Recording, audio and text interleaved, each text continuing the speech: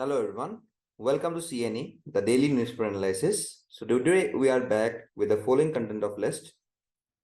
But before starting, I just want to convey you all a message that if you want to join our institute as well as you want to avail our offers, please do follow us on Instagram as well as Facebook, and also do join the Telegram as well as the WhatsApp channel with the link given below in the comment section. Okay, so let's start with today's analysis. The first topic says about decline in pre-primary enrollment. So why this basically was in news? So recently the Ministry of Education has released a detailed report on Unified District Information System for Education Plus. जिसको हम लोग बोलते हैं UDISE Plus. And this is for 2021 and 22 on school education of India. So what is basically UDISE? So it is developed by Department of School Education and Literacy in the year of 2018-19. And the mandate is to collect online data from the schools to overcome the issues related to the erstwhile practice of manual data filling in paper format. So the information collected via this UDISE Plus is utilized for the planning, optimized resource allocation, and implementation of various education related programs, as well as the progress that they have made. तो इसका access करते हैं हम लोग. So the data which was recently collected by the UDISE Plus on the parameters ranging from schools, infrastructures, teachers, enrollments, examinations.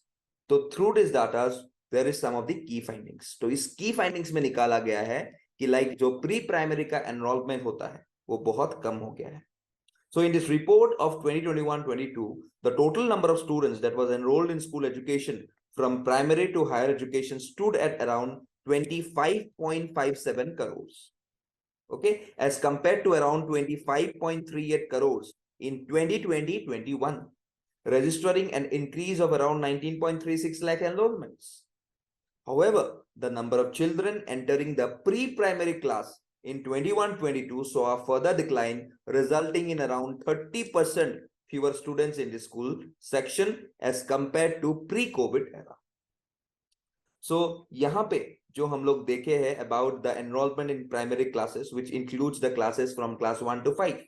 So, इसको भी हम लोग में देखा गया है कि ये drop हुआ है. From the first time, falling from around 12.20 lakhs in 2020-21 to 12.18 lakhs in 21-22. So अगर मैं state wise देखूं तो Uttar Pradesh has witnessed the highest enrollment of students in government schools and recruitment of teachers. And for the first time since pandemic, there is a decline in the number of schools due to closures as well as the lack of teachers. Okay, अगर मैं computer and internet facilities के बारे में बोलूं तो this is available for around 44.75% of schools, while internet access is only allowed to around 33.9% of schools. Okay, तो यहाँ पे भी बहुत कम है.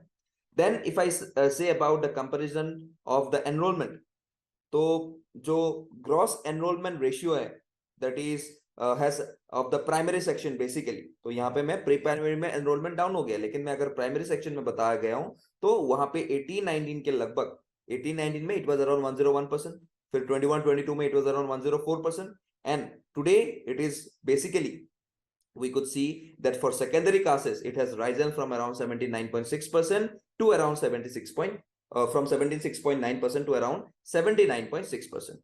और जो higher secondary level में है उसमें भी हम लोग को increase मिला गया है from 50.14% to 57.6%. तो therefore यहाँ पे जो हम लोग का जो pre-primary education में decline हुआ है तो इसका हम लोग को reason ढूंढना पड़ेगा कि why this is directly happening. Because अगर pre-primary में अगर यहाँ पे school enrollment कम हो जाए, then obviously it is a literal headache for the people who are basically of this younger age group. Okay, because यहाँ पे basically उस time में क्या है? Because this people who are basically dependent, the pre-primary peoples, तो यहाँ पे उन लोग को एक quality free and regular school education नहीं मिलता है. ठीक है? Also, we have seen about that here.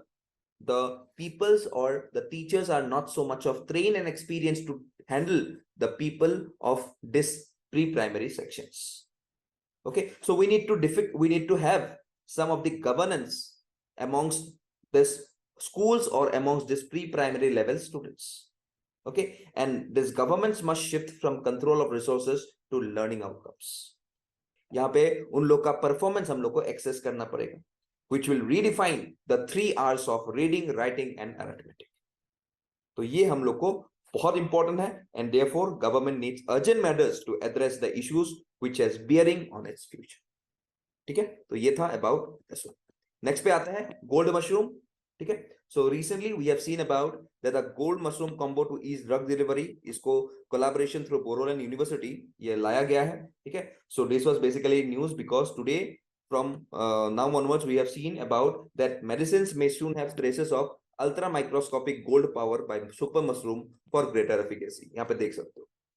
Okay, तो यहाँ पे एक नाम सामने आता है, that is Cordy gold nanoparticles, which are derived from the synthesis of the extract of Cordyceps militaris and the gold salts.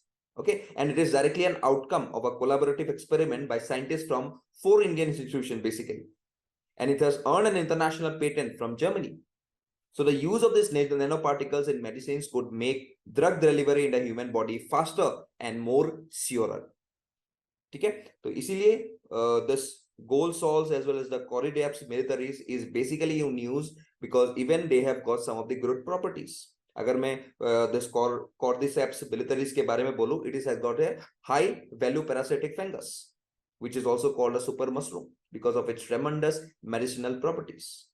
Okay, so if I say about this gold salts, which are ionic chemical compounds of gold, and they are very much used in medicinal purposes. So इसी के through से we can directly enhance the delivery of a drug very much efficiently in a human body. तो ये छोटा सा news था about this one. ठीक है, चलो नेक्स्ट पे आता है Karnataka flag bearer of renewable energy. तो we know about Karnataka soon to be going a flag bearer of renewable energy because we know that the Karnataka renewable energy policy for the period of around 2022 to 2027 has been cleared recently by the government of Karnataka, and this policy will be looking to maintain the state's reputation as a leader in the field of renewable energy. Okay, and we could see that in this next 5 years the state will have a 10 gigawatt renewable power generation capacity, and by 2027 under this policy it has aimed to share a 1 gigawatt of energy produced from rooftop solar alone. So in the state of Karnataka we have seen there are several energy parks. Okay, and these parks will include some hybrid ones also. So under this policy, Karnataka will be developed as a hub of manufacturing of renewable energy equipments. Okay, and the focus will be given to hybrid power generation units and floating solar power projects in various hydro stations across the state of Karnataka. Okay, so through this, Karnataka wants to rely on the 24/7 power supply through this renewable means. तो यहाँ पे हम लोग देख सकते हैं कि how Karnataka is directly leading the renewable business today.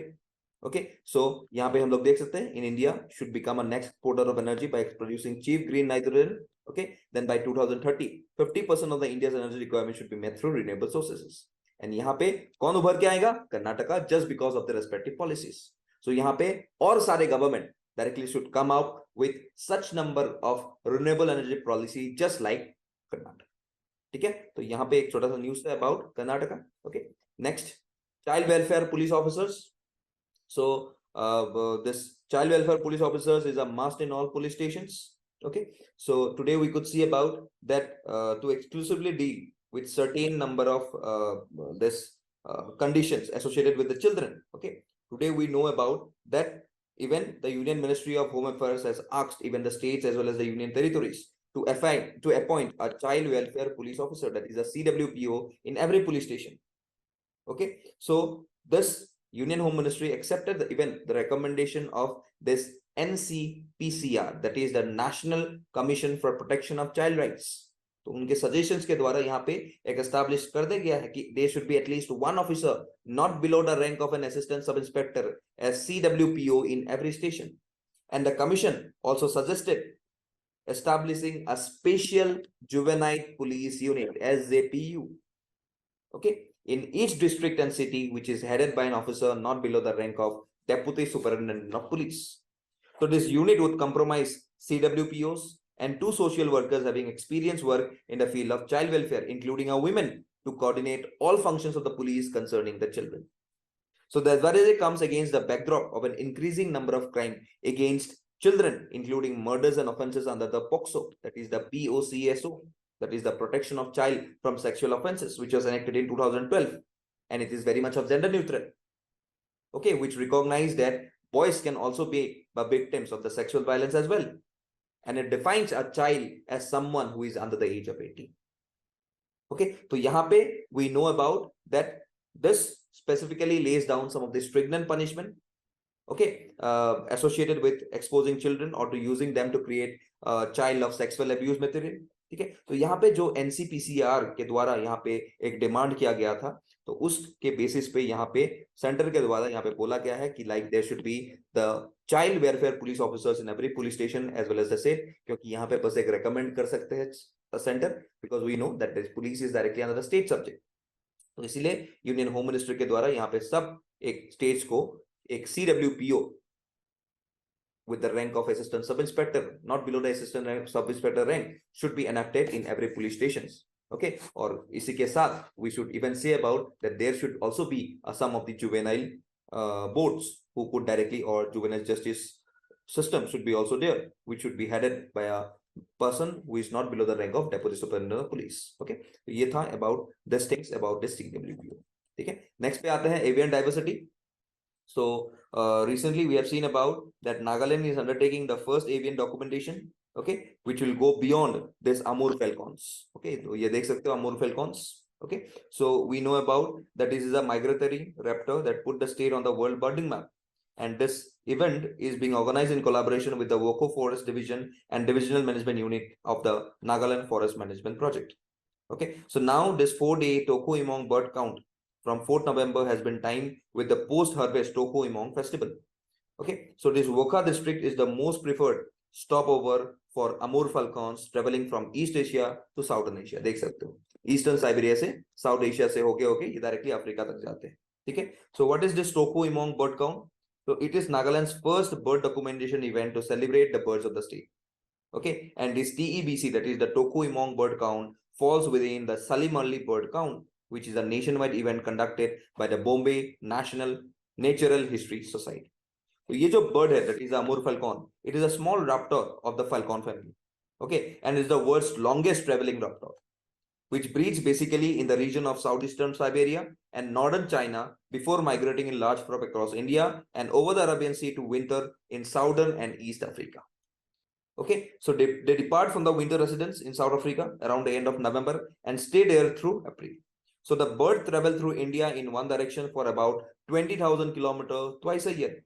And in some of the regions like Manipur, they spend 3 to 4 weeks gaining fat stores by consuming termites that emerge nearby.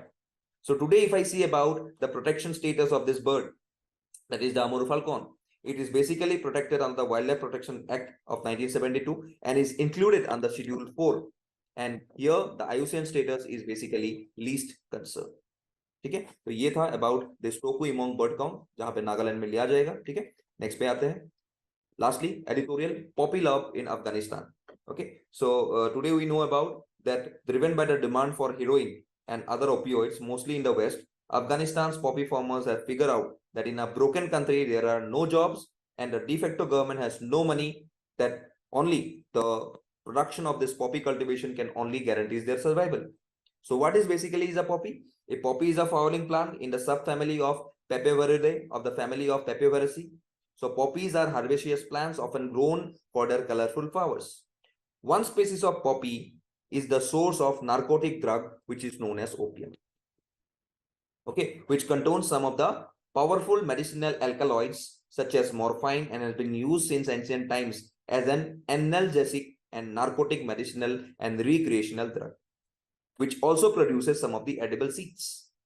So now a new report by the United Nations Office of Drugs and Crime says that the land under poppy cultivation in Afghanistan in 2021 has increased by around 32% over the previous year. And in some places, farmers even replace traditional crops with poppy. क्योंकि इसका demand ज्यादा है अभी, because ये लोग उसी से ही अपना पैसा कमा रहे हैं. ठीक है, so this you can see that जो यहाँ पे harvest है, this harvest is directly taking around 350 to 380 tons of export quality heroin. and 80% of the world opiates comes from Afghanistan. तो आज जो हम लोग का गोल्डन क्रेसेंट और जो हम लोग का रूट है through which the drugs comes towards India, so 80% is basically coming in from Afghanistan only. Okay, so today even we could see that UNODC, okay, that is the United Nations Office on Drugs and Crime, okay, who basically restricts the amount of opiates directly traveling. तो यहाँ पे since जो तालिबान जी है, since यहाँ पे इनका जो पैसा है, इनका जो फाइनेंशियल अकाउंट्स है, it has been freezed by US, तो यहाँ पे इन लोग को दूसरा कोई करने के लिए है नहीं, तो इसीलिए यहाँ पे जो कल्टीवेशन है ओपियोइड्स का ये ज्यादा से ज्यादा बढ़ रहा है. And because of this, we could see that opioids are directly coming on towards India. And अभी हम लोग देख सकते हैं कि हमेशा there is some of the other things that is directly happening of the catching of this illegal drugs carrying by the people. Because जब ये opium cultivation बहुत ज्यादा होगा तो obviously इसका supply भी बहुत ज्यादा होगा.